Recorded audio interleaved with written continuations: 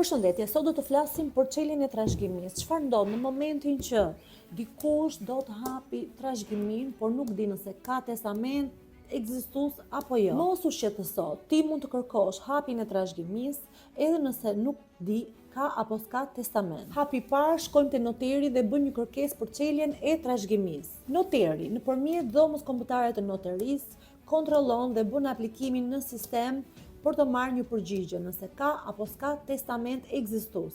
Nëse përgjigjja vjen jeshile, atëherë nuk ka testament dhe mund të vazhdohet me çeljen e trashëgimisë ligjore sipas rendit të planifikuar në ligj. Nëse përgjigjja vjen me shenjë të kuqe, do të thotë që ka një testament dhe do të aplikohet testamenti. Në këtë moment fillon procesi zyrtar i ndarjes së trashëgimisë sipas rregullave të parashikuara me ligj. Por kur e trashëgon me të vërtetë pasurinë nëse nuk ekziston një testament? Komenton nëse je gjendur në këtë situatë dhe shpërndaj këtë video me dikë që duhet të di këtë lloj informacioni.